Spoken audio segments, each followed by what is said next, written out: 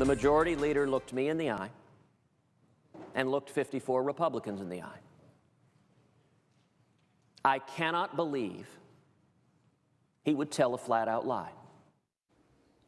Now, Ted Cruz isn't talking about a Democrat. He's not talking about Hillary Clinton. He's talking about fellow Republican and fellow Republican Senator, the majority leader, in fact, Mitch McConnell, calling him a liar. Now, that on the same week that presidential candidate Mike Huckabee said that the Iran nuclear deal basically marches Israelis to the, quote, and this is a quote directly here, doors of the ovens. Nothing like a good Holocaust comparison to rally the base. Yuck. Now, the right wing of the party still at odds with the establishment, and that could be a big problem for the GOP. But will it be a bigger problem than the Donald? Now, the more people he insults, it seems, the better he does in the polls. Trump is leading in New Hampshire, and he's in a strong second place in Iowa. He's just about a lock to be in the first debate on August 6th. So what is the biggest headache, Jeannie, for the GOP? Is it that the far right is going to drag the party to that part of it before they can get through and get to the general? Or is it Trump is going to hang around a lot longer than I and most others really thought he would? Yeah, I think we have to say Dominic was right on that point. Wait. He did. I'm sorry, Richard. He did predict that. But listen, I Clock think right twice a day. Yeah, go ahead. I think the problem for the Republicans is that you have a huge divide between what's in the best interest for the party establishment and what the people on the ground want.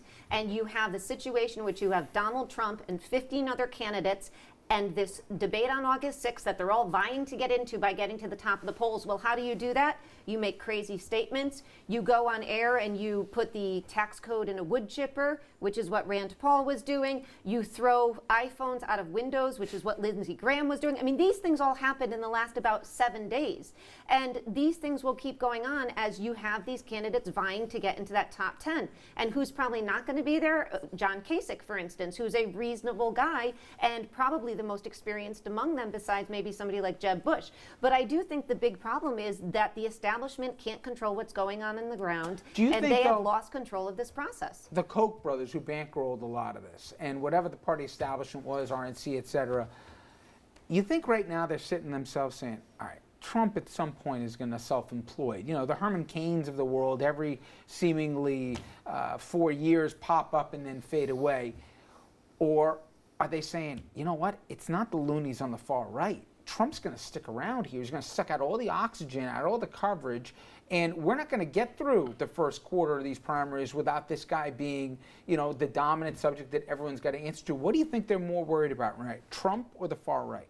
I think they're probably at this moment worried about Trump, but I think they are crazy to be referring to the people on the right as lunatics. And I will tell you that I think that when the senator went out and said that, Senator McCain, he said it in a kind of a joking way, that was a big mistake. We see this not only on the Republican side, you see it on the Democratic side. People are discontented. Everybody's unfavorables are upside down except for Bernie Sanders. So there's a lot of discontent on there on both sides. If the Republican Party could try to understand its own base, you could get a reasonable figure out there who could sell precisely what Donald Trump is doing and in a way that more people would vote for him. Donald Trump only has 18% of support. That's not a lot, with unfavorables over 50.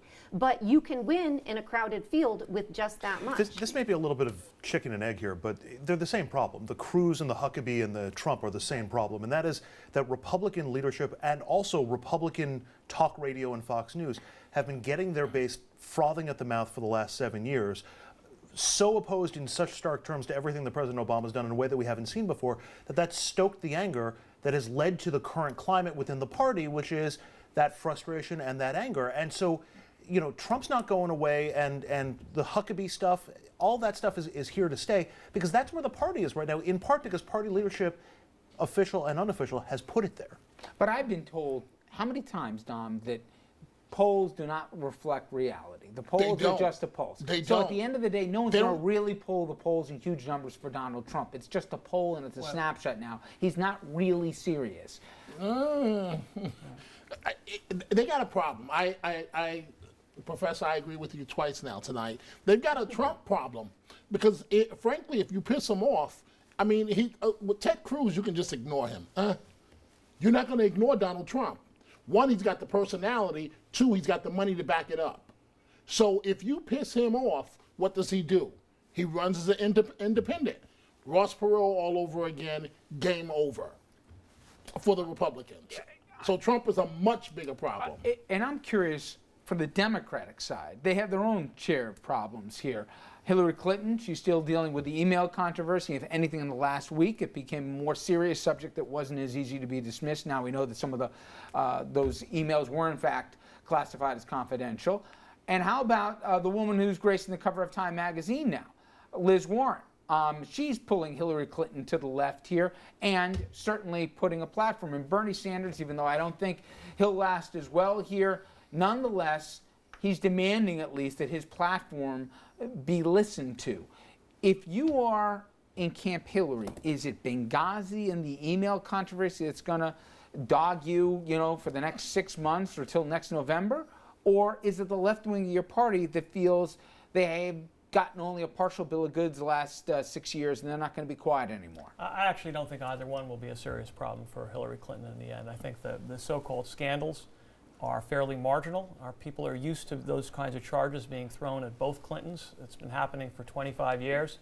And in almost every instance, all the heat that's been generated has really dissipated when all the facts have become clear. And I think that the position that she has taken, not just as a matter of calculation, but out of conviction, is squarely within the Democratic mainstream and squarely within the American mainstream. And I don't think she's been deflected off of her message by any of the other primary candidates. And this, to me, it's fundamentally different from what's going on the Republican side. I think Andrew had it exactly right. Donald Trump is not going to be the Republican nominee. He's not going to be president of the United States.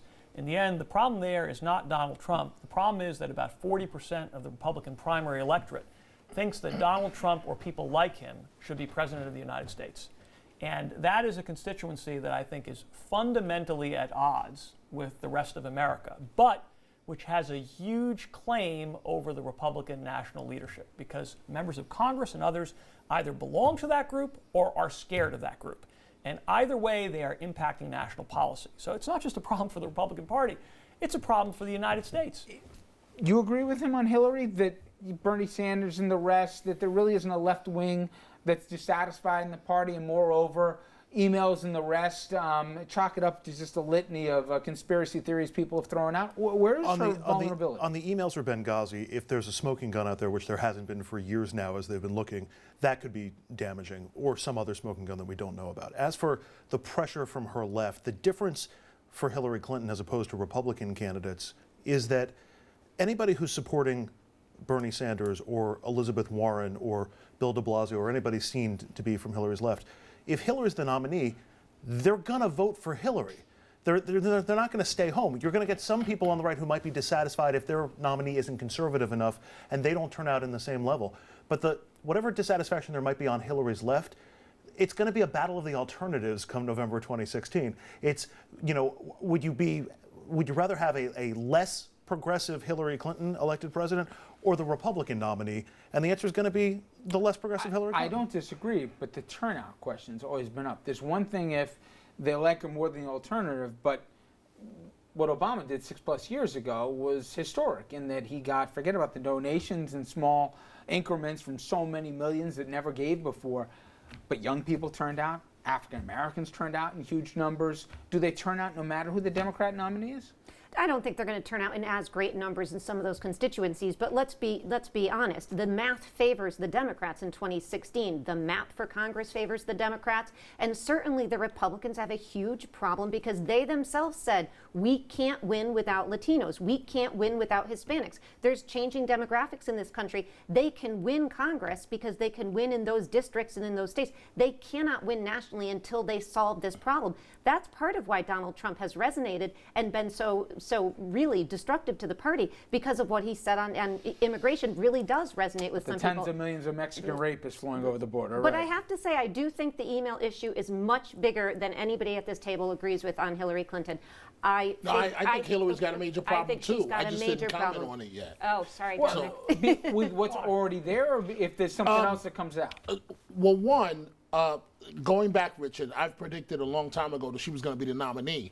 But when I'm Going on a limb there. Yeah, go ahead. No, Yeah. no, but I said this before. You guys said that she wasn't running.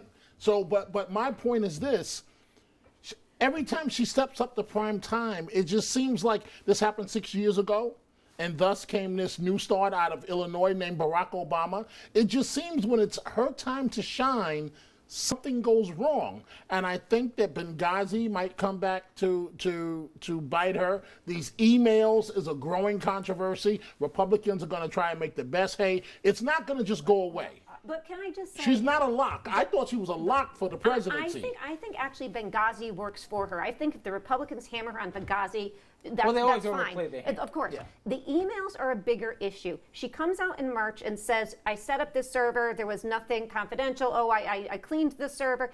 Nobody can, with a straight face, can tell you why the Secretary of State has her own private server, except she's trying not to give information over to the government. She says, oh, they were received and kept by the government. No, they weren't. That didn't come in until after she left office. And now we learn that there was secure information traded on that, potentially, and an investigation. Now, this is not the Republican Party asking for investigations. These are independent inspectors. I'll give you the last and word so on that. it is a big, big problem. And you can't with a straight face, Mr. Mayor, I love you, you're my mayor, but you can't with a straight face tell me it's not. It's devastating for her. She's going to be doing this the entire campaign. I don't agree it's devastating at all. It's I can't tell you that with a straight face. No, As much he's as laughing. I love you, No, Jeannie. he can't. Look, it's hard for me to imagine the voter who's going to go into the voting booth and say, I would be voting for Hillary Clinton over Ted Cruz or over Jeb Bush or over Scott Walker, given the enormous divide in their views and policies. But I can't because she used a private email account. So instead, I'm going to vote for the Republican. Figure out who is that person who would actually. Because it I does feed think into the larger question of whether she plays by Bill a different Clinton set was of rules. elected twice, even though his numbers were underwater with respect to trustworthiness. I think unfairly, but that was the But the public first perception. time because Ross Perot helped him get in. That's a myth. No, It really is. there He is was, he some was truth 20 to points that. ahead when Perot was Since out we of the can race. agree on this here, when we come back, the Republicans are on the opposite side of the pope when it comes to climate change. Is the GOP, though, now at odds with even Boy Scouts when it comes to gay rights? We're going to talk about that and really an historic change with velocity on this social issue like we really haven't seen too often. Stay with us.